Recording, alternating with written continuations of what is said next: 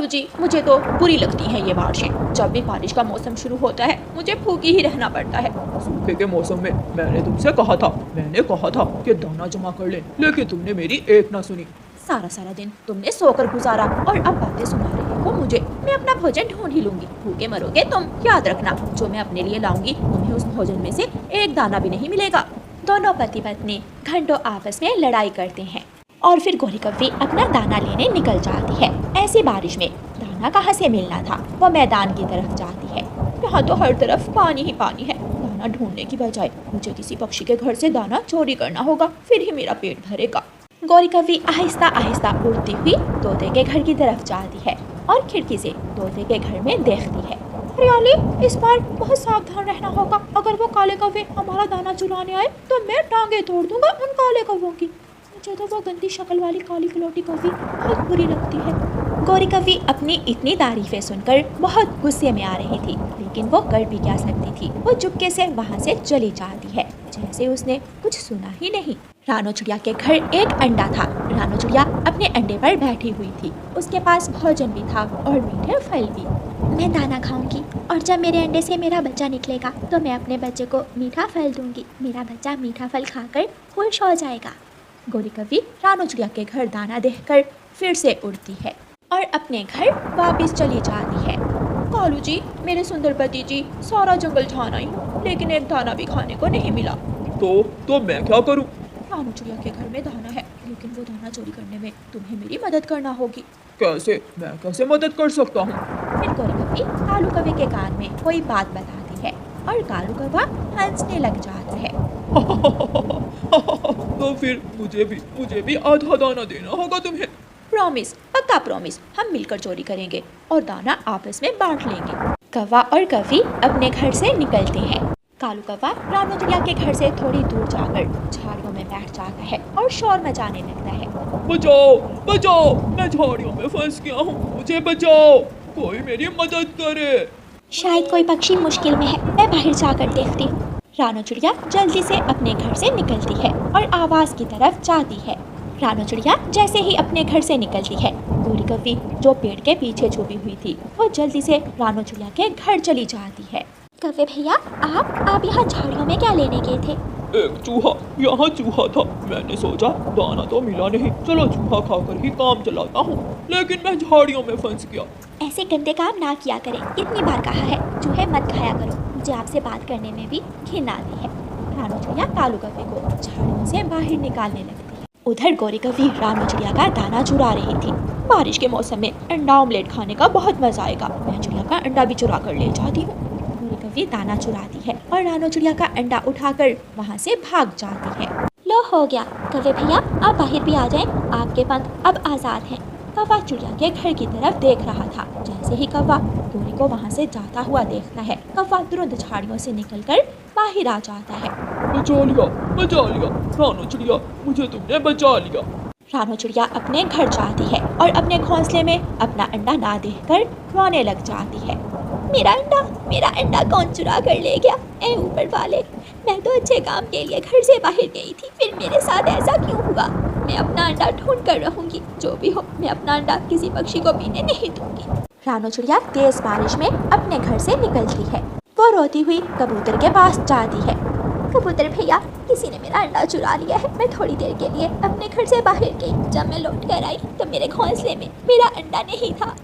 रानो चिड़िया, चुप कर जाओ, रोना बंद करो। जो भी हुआ मैं तुम्हारा अंडा ढूंढ कर दूंगा। गोरी, तुमने चिड़िया का अंडा क्यों चुराया? तुम्हें अच्छी तरह पता है, अगर हम पकड़े गए तो पक्षी हमें जान से मार देंगे।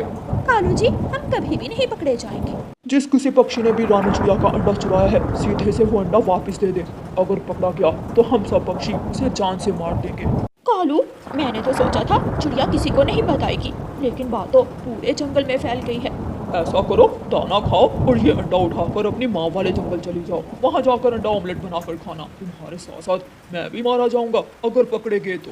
हाँ कालू जी, तुम्हारी बात तो ठीक है। तुम ऐसा करो, मुझे इस अंडे पर लाल रंग कर दो। अगर किसी ने मेरे पास अंडा देख भी लिया तो पहचान नहीं पाएगा। फिर कालू कौवा रानो चिड़िया के अंडे पर लाल रंग कर देता है और गोरी दाना खाने लगती है। चिड़िया बहन, मैंने जंगल में ऐलान कर दिया है, जो भी पक्षी चोर हुआ वो डर जाएगा और शाम तक तुम्हारा अंडा तुम्हारे घर रखाएगा। कबूतर भैया, मुझे बहुत डर लग रहा है। मेरा नाजुक अंडा अगर किसी ने तोड़ दिया या फिर मेरे मासूम अंडे को पीकर अपनी भूख मिटाई तो मैं मर जाऊंगी। रानो चिड़िया, आप बुलबुल से जाकर पूछो और मैं तोते के घर जाता हूँ। बुलबुल बहन, किसी ने मेरा अंडा चुरा लिया है, क्या आपने किसी को देखा है? रानो चिड़िया, मैंने किसी को देखा तो नहीं है, लेकिन इस जंगल में काले कौवों के सिवा कोई दूसरा पक्षी ऐसा काम नहीं कर सकता। नहीं बुलबुल बहन, जब मेरा अंडा चोरी हुआ कौवा बेचारा तो खुद मुश्किल में था, वो कांटेदार झाड़ियों में फंसा हुआ था। गौरी कवि रानो चिड़िया का अंडा अपने पंखों में छुपाती है और अपने घर से निकलती है। ऐसी बारिश में ये गोरी कभी कहाँ जा रही है? गोरी, गोरी रुको, मेरी बात सुनो। लेकिन गौरी कवि कबूतर की बात अनसुनी करती हुई आगे उड़ती रहती है। कबूतर आगे से जाकर गौरी कवि को रोक लेता है। कबूतर, मैं तो अपनी माँ के पास जा रही हूँ। तुम्हारे पंख में क्या है? कुछ नहीं, कुछ नहीं, ये तो आलू है, मैं माँ के लिए आलू लेकर जा रही हूँ। बाहर निकालो, वरना मैं अभी सबको बुला लूंगा। गौरी डरते डरते वो लाल अंडा अपने पंखों से बाहर निकालती है। ये आलू नहीं, ये तो अंडा है। ये अंडा चिड़िया का तो नहीं है, चिड़िया का अंडा तो सफ़ेद था। अंडे पर बारिश का पानी पड़ता है और उसका रंग उतर जाता है, अंडा सफ़ेद हो जाता है। रानो चिड़िया वहाँ आ जाती है। यही है मेरा अंडा, यही है। रानो चिड़िया अपना अंडा पहचान लेती है। ये अंडा तो मुझे मेरे घर की छत से मिला था। पहले आलू, फिर मैना का लाल अंडा और अब घर की छत से। मारो, मारो इसे। तोता वहाँ पहुँच जाता है और सब मिलकर गौरी कवि को मारने लगते हैं। आलू भी मेरे साथ इस चोरी में बराबर का शरीक था, उसे भी सजा जरूर मिलेगी। फिर सब पक्षी मार मार कर कव्वे और कवि को जंगल से निकाल देते हैं। रात हो जाती है। रानो चिड़िया अपने घर में अपने अंडे के साथ सुरक्षित और खुशी खुशी बैठी हुई थी, लेकिन अंडा चोर काले कव्वे वीरान जंगल में बैठे बारिश में भीग रहे थे। प्यारे दोस्तों, इस कहानी को लाइक, अपने दोस्तों के साथ शेयर और चैनल को सब्सक्राइब करना बिल्कुल मत भूलना। आपका धन्यवाद। गुड़िया ने अपना लाल रंग का छाता कब से संभाल कर रखा हुआ था और वो बारिश का इंतजार कर रही थी कि कब बारिश हो और कब वो अपना छाता लेकर बारिश देखने बाहर जाए। आज गुड़िया बहुत खुश थी क्योंकि आसमान पर गहरे काले बादल छाए हुए थे। गुड़िया अपने घर के रास्ते में ही थी कि तेज बारिश शुरू हो जाती है। गुड़िया जल्दी जल्दी से उड़ती हुई अपने घर पहुंच जाती है। मम्मा मम्मा, मेरा छाता कहाँ है? गुड़िया बेटी, आहिस्ता बोला करो, कितनी बार समझाया है, वो अलमारी में है आपका छाता। गुड़िया अलमारी से अपना छाता निकाल लेती है। मम्मा, मैं अपना छाता लेकर जंगल में बारिश देखने जा रही हूँ। अगर छाता लेकर बाहर ही जाना है तो मेरा थोड़ा काम ही कर दो। मम्मा बताइए। ये लो 50 रुपए और कबूतर चाचा की दुकान से पकौड़े ले आओ। पकौड़ों का सुनकर गुड़िया खुश हो जाती है और अपनी मम्मा से पैसे लेकर अपना छाता लेती है और बाहर चली जाती है। गुड़िया को बहुत मज़ा आ रहा था। वो बारिश भी देख रही थी और बारिश में भीग भी नहीं रही थी। अपने घर की खिड़की में बैठा हुआ जग्गू कौवा गुड़िया को जाता हुआ देखता है और ऊंची आवाज़ में बोलता है, मम्मा पापा, वो छाता मुझे लेना है। वो गई आंटी चिड़िया की बेटी गुड़िया, वो गई छाता लेकर। जग्गू बेटा, शोर मत करो, मैं जब बाजार जाऊंगी तो तुझे भी ला दूंगी वैसा ही छाता। लूंगा, मैं वही छाता लूंगा, मुझे वही छाता ला कर दें। कालू जी, सुन रहे हो, उस गरीब चिड़िया की बेटी के पास छाता है और एक हमारा जग्गू है कि जब भी बारिश होती है छाता मांग मांग कर थक जाता है। उसे छोटी चिड़िया की बेटी को कई बार कहा है कि ऐसी नई नई चीजें लेकर मेरे घर के सामने से ना गुजरा करो। तो छीन लो उससे वो छाता, वो क्या करेगी? जब उसकी माँ आएगी तो मैं देख लूंगी उसे भी। अंकल, मुझे 50 के पकौड़े दे दे। बेटी, ये छाता तुमने कहाँ से लिया है? ये तो बहुत सुंदर है और बारिश से भी बचा रहा है।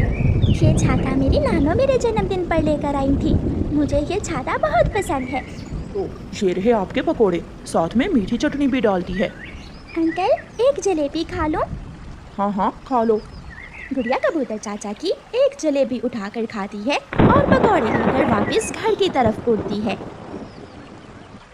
मेरी मम्मा सबसे प्यारी, सुंदर सुंदर आँखों वाली, मेरी नानों का तो क्या कहना, जब पहने सोने का गहना। गुड़िया बहुत ही खुश थी। जब वो कौवों के घर के पास से गुजरती है तो जग्गू गुड़िया को आवाज़ देता है। वो पहले से ही घर के बाहर निकल कर बैठा हुआ था।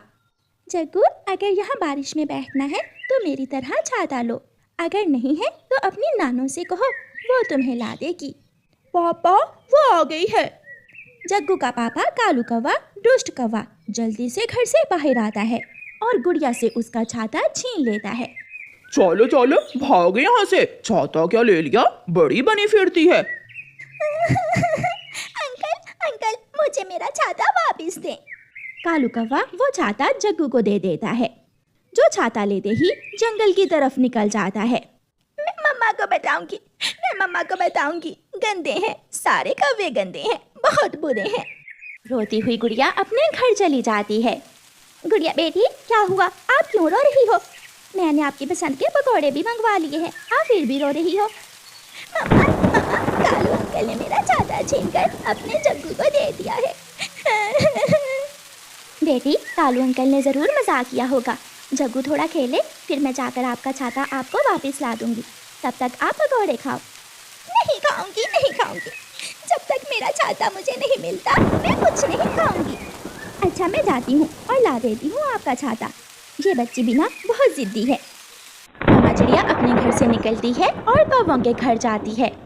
रोए ही जा रही है। मैंने समझाया भी कि जग्गू खेल ले फिर ला दूंगी छाता, मगर वो भी जग्गू की तरह बच्ची ही है, कब समझती है। कौन सा छाता, चल भाग यहाँ से। वो वही छाता जो कालू भाई आपने मेरी बेटी से अभी अभी लिया है। लिया नहीं है, छीना है, वो मेरे बेटे जग्गू को पसंद आ गया था। ऐसे कैसे पसंद आ गया था? वो तो मेरी माँ लाई थी मेरी गुड़िया के लिए। जग्गू वो छाता लेकर जंगल घूमने गया हुआ है, जब वापस आएगा तो देखा जाएगा। चिड़िया अब तुम जाओ यहाँ से, मेरे सर में पहले ही बहुत दर्द है और तुम्हारी तीखी आवाज से दर्द और भी बढ़ रहा है। जब जग्गू आए तो मैं दोबारा आऊंगी। ऐसे कहते हुए मामा चिड़िया वहाँ से चली जाती है। गुड़िया तो रोए जा रही थी। मैंने वो छाता लेकर अपनी सहेली मीना से मिलने जाना था। मैं सोच रही थी कि मैं मीना के घर जाऊंगी। गुड़िया बेटी चुप भी कर जाओ।